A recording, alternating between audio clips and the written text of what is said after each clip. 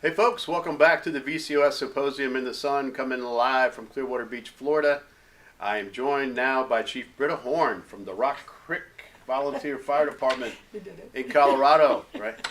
So Brita is she's on the VCOS board. She's a VCOS board member, and she was the project lead for, did we land on gold? We landed on gold. All right, Yes, so we did. the gold ribbon report, it's a VCOS document on data. So tell us about what that is and what it's involved and. Oh, excellent. So it's started about 2 years ago, and we just started realizing that we need to talk about data, and not only just data. So you're right. It's gold ribbon data report. I think we have the order now, and it's about getting we got a lot of people together, including yourself, from across the country, just to get together and find out what data do we really need for smaller volunteer combination rural fire departments. I mean, truly, we're a little bit different that way. I only have one paved road, and the rest are dirt.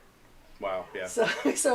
But the information that we need to have a successful fire department to take care of Mrs. Smith, we need to know those things, and we don't get that data, or we take the data from the past and we think it's enough, and look how many things have changed even in the last 4 years. So what these, if you're not familiar with the VCOS ribbon reports, there are many. The first was the blue ribbon written back, gosh, I don't know, I was on that one too. That was in, It was 20. Was it? Yes. 2020? 20 years ago. So, all right. So we went from there. Then I'm thinking of the ones that I'm most familiar with. The red ribbon report Right. was on transitioning from a volunteer combination department. And There's an orange one that was EMS, Yeah, right? yep, And then there's the purple, which we always talk about with the right. cancer, right? Mm-hmm. Right. So which one? And then what else? I And we just had an amber one with the That's right. the canine one, and Yes. that's gone really far and wide. And Chief Hardwick was on our VCOS board also, and he's even taken it now to like FEMA level. So that thing was really Wow. exploded to a big program. That's awesome. So the document, tell us what are the if there were like 3 key points that became evident as you worked to develop the document. What are the big 3 things that folks should know? Well, I think it came out to be that, what kind of information you need at different times. And you were very, very instrumental in this. And we were talking about like before the wheels start turning. Yeah. And so there's certain data you want to make sure you know your demographics, you know your geography, you know your census bureau, you know the type of people who and just demographics of your who you respond to, because that has a lot to do with it. So like in our community, really quickly, we have a lot of senior citizens, so we do a lot of senior citizen pieces that are non-emergent, but they're still needed because the community it asks for it and wants it. And then there's also other data that you want to do while the wheels are turning, and that's very specific of, call time and response time and what type of call, how long have you been there, how much gas did it take to get there, how much water can you bring on the call, because like I said, you're very capabilities to have hydrants. We don't have hydrants in rural America, so we don't. We have to bring the water. Yeah, we have both. It. Where I was okay, at, yeah. okay.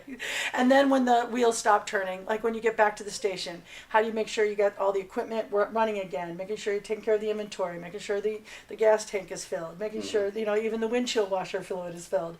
You want to make sure you're getting all those pieces done, and also the call data itself, so that we're capturing all that information. Yeah, some of the challenging things, particularly in volunteer combination departments, is being able to monitor staffing. That's one of the tricks, is to understand when is your staffing sufficient? That's great. And if it starts to drift a little bit, to have some kind of metric in place that you can observe that, because it takes time to respond to a staffing crisis, right? Right. I noticed in my life where I was working, it took me about 3 years to fund people and about 5 to 7 years to build a building to put them in. Wow. Okay. So I need that data to give me as much heads up as I possibly can, so I can get that in the funding cycle. And Nice. And when you talk about transitions, volunteer to career, I bet the majority of the ones in the United States have been emotionally driven. Well, absolutely emotionally driven, not only because you're going from one to the other, but even when we have new responder people that want to come to our department, I already know I got to make them the best they can be, because they're the farm team for you, for the next piece, for a career, for another department. So you got to always keep that in play. But where we're emotionally driven, maybe in a smaller rule, is we want to take care of our community. So we're going to those extra pieces, and we want to be there because even the people out of my department that are responding, they've been there for 3-4 generations. Mm-hmm. The family has been there. So we're always going, you know, we're just definitely emotionally driven to take care of our community. Yeah. It's, and this will be, how is this going to be, what's the distribution? Is it going to be online? Is it going to be a handheld document? Or? Well, I think right now we really want to get it out in PDF. We want to be able to get a QR code, get a link, just get everybody to grab it because it's only going to be 42 pages. Okay. You know, and like I said, the other ones could be a couple hundred pages. We wanted to keep it simple. Remember, we talked about that. We could have added so much more when you were on the team doing this that we want to make sure it's just very succinct. And then already we had just had a class on it, a breakout session on it, and we got a lot of more information. We're already going to have an addendum because now everybody wants to have like spreadsheets. So since we can't use dashboards because, like you said, very rural areas don't have cell service or dependable, you know, cell service. So we want to just start having some templates of some data to have, and so just have it in a Google Drive so anybody can go get it. Sure. So I'm sure we'll have some hard copies at some events, but I think we're just really driven. Just get your own copy, even if it's black and white when you print it out.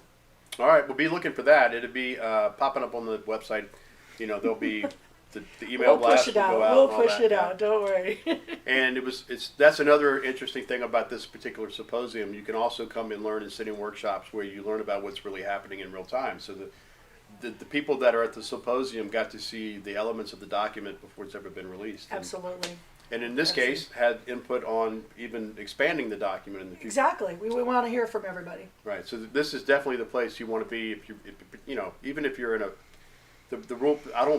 People think rural fire departments are somehow less complex or less, you know, somehow on the scale of importance, but I don't see it that way at all. No, not anymore. I think we work together more too. Yeah. I'll be really honest with you. When I left last week, I called all the fire chiefs and said, we had a meeting, and just said, hey, there's going to be a few of us less responding because we're here, and can you please cover? Right. That's life. Yeah. Because you need to get the information. You need to be here. You need to be able to engage. You need to be able to network and listen to new ideas. Because we heard a whole bunch of new ones just today. Mm-hmm. That's amazing. So make sure that you're making plans to be here next year, and like we say with every video segment, make sure you're ready to pre-register early because it sells out every year. So you've got to be paying attention and heads up, and you'll have access to content like this. So Chief Horn, thank you so much for coming by and spending a few minutes with us, and appreciate it. we're looking forward to seeing the document. So we'll be back in a little bit for more, and we hope you're having a great day. Take care.